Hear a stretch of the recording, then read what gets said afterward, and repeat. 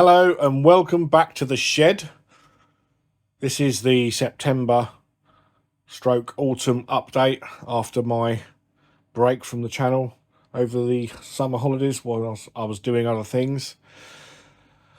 Managed to get up the shed a couple of times and do bits and pieces. So first things first, I decided to start graffitiing up some stock. So I'll sort of zoom into that. There we go.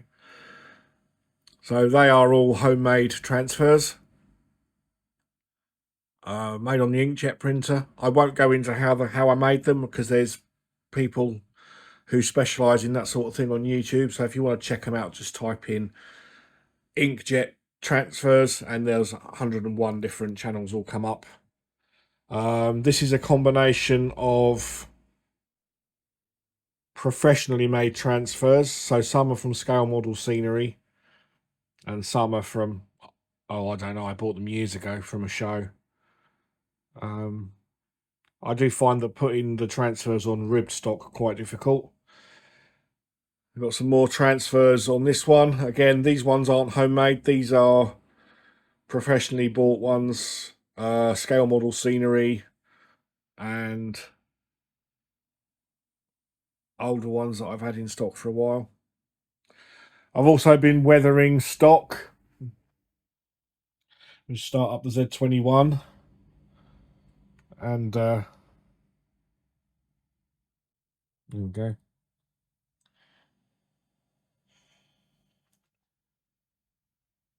I've done my first attempt at weathering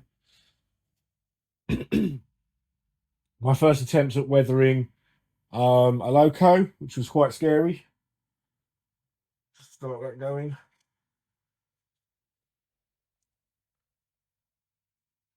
This is a Bachmann EWS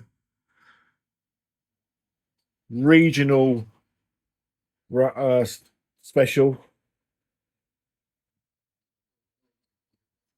As you can see, that's all been weathered up nicely. I've also added graffiti and weathered up all the rolling stock.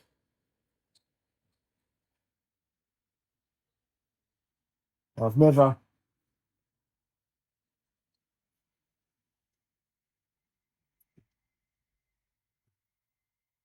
weathered a rolling stock before.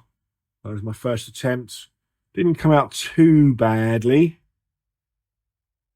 Let's just zoom out a little bit.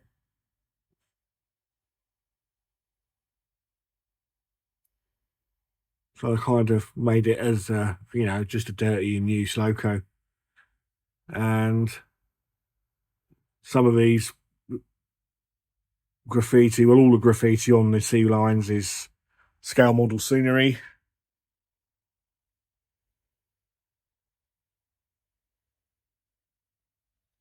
I've got a few more coalfish wagons on order to make this consist a little bit longer. I've also decided to update my auto ballisters. Auto ballisters started off like that, and I made the transfers to make that. So that is all one transfer printed onto white decal paper. I literally downloaded a picture off the internet, imported that into Inkscape, and then used the dropper to select the colour and to give me the right colour off the photograph. It's okay. Obviously, you don't look professional, but it's all right for me. And this is the first time I've made inkjet transfers, so I've been having a lot of fun. Made some signs for the Network Rail depot. I also downloaded some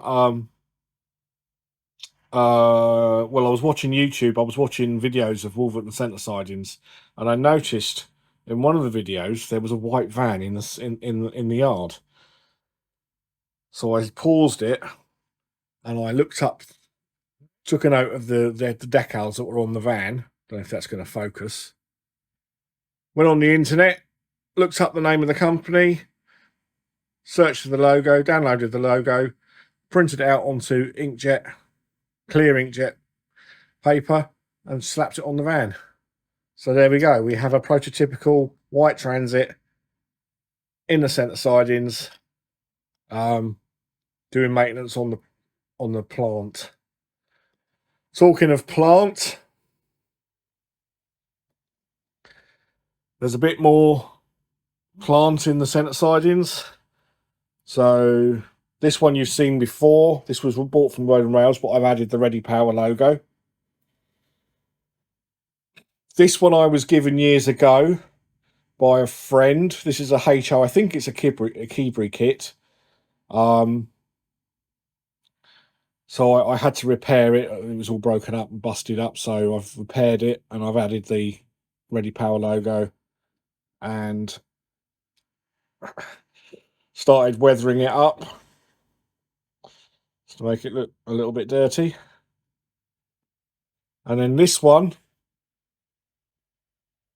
this is the HO Keebury kit that I bought from Euroscale Models about 9 months ago. I finally got around to building it. I've anglicised it a little bit. Again, it's got the Ready Power logo as seen at the yard. Ready Power logo there. It's not actually a Mitsubishi, but I decided I was going to put some Mitsubishi logos on it. So, I mean, like the purists in you are going to scream, no, it's not the right logos. But you know what? It's my railway. Rule 1 applies. So there we go. What else is there? Did make a list. Oh, mate, finally got all round to doing the decal for the station. I don't know if that's going to come out. I'm leaning across the layout here. So you've got the station name on the canopy and the double arrow logo on the side.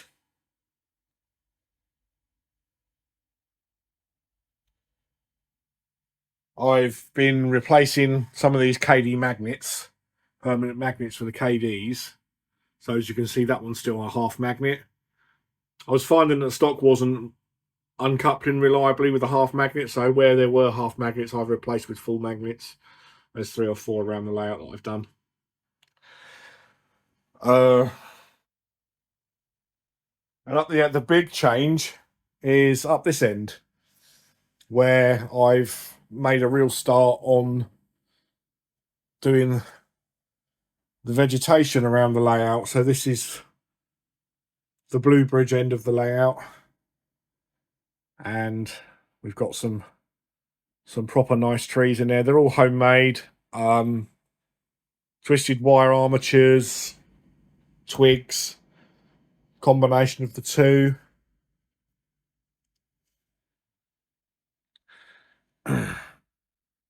This is done with World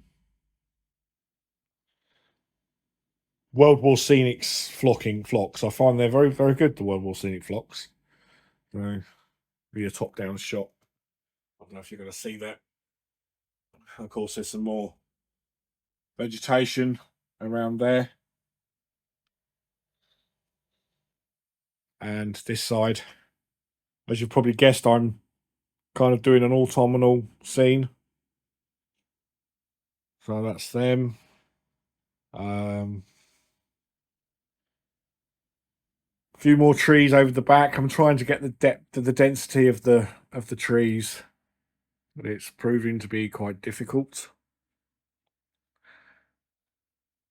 Maybe I should have, well, I have learned from my mistake. I should have put the shorter trees in first and then the larger trees in later, but there you go. So there's a few more trees. All these ones at the front here, they're all new. There's a few other bits and pieces inside the forest.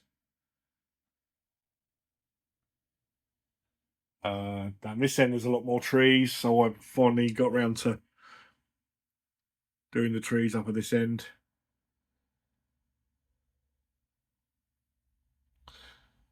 Okay, the elephant in the room, the minion figures. I'm quite a fan of the Minions movies. So is my grandson. So I decided to get some Minions figures just to place around the layout, just as a laugh. You either like it or you don't. It's up to you. If you don't like it, you don't have to like it. It's my layout. I must admit, YouTube is becoming a bit of a chore. I'm going to probably cut down the amount I upload from every week, probably to every 2 weeks or once a month. Mainly because there's not that much changing now. And I don't want to bore you guys to tears. One of the other things I started doing is I've got an app on my phone. Just open it up. Where is it? It's called Spin the Wheel. When it loads, so you can make your own wheels up. So now, if I want to have a proper operating session, I can choose what stock I'm going to take into the centre sidings.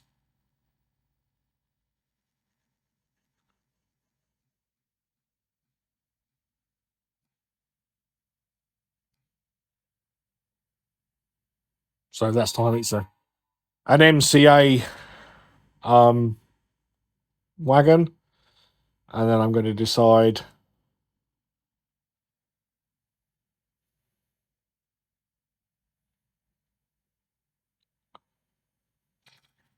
which of the roads in the centre sidings that is going to get delivered to. So that's centre sidings 1, which is this road here. And then I can decide which direction it's going to be coming from. In this case, it's coming down from Birmingham. And then lastly, which loco is going to be used to deliver it. And it's chosen the 37 Colas. So there we go. We've got an MHA being dragged by a Colas down from Brum, going into that centre siding.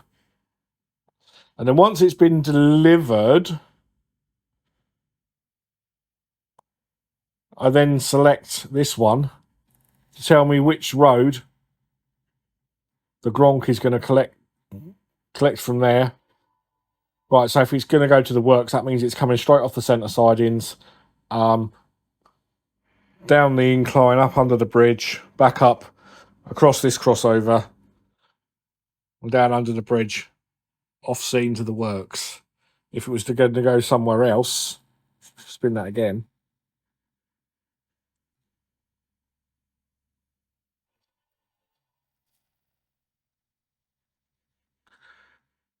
Three times a row, right. So Storage Road 3. So I've numbered these roads 1, 2, and 3. 1, 2, and 3. No, sorry, 1, 2, 3. And they're on my field yard. And then it gets put in there. And once all the stock's been delivered, I've also got one for the scenic trains. I can find it.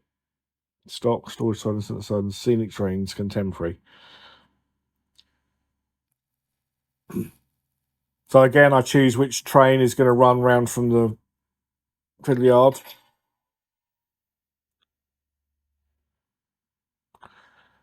And I can choose which direction it's going to go. And I run it round out and back, and then I choose the next train. The idea is eventually that'll all be done automatically by iTrain. So all the stock in the centre sidings, the storage sidings or the fiddle yard, all this is all scenic trains. I got that term from McKinley Model Railway, so they're scenic trains that just run past. They don't stop. They don't get shunted. They literally just go from the fiddle yard, run the layout, back to the fiddle yard, and then the next train. And the idea being that it'll be done on a realistic timetable. So you'll have things like the pendolinos going backwards and forwards, the class 350, which is over here, going backwards and forwards. Occasionally you'll have the pretendolino going, etc., etc. So it kind of gives me the best of both worlds. I can have fun shunting in the centre sidings over this side, and also have my scenic trains running around just to give a little bit of interest.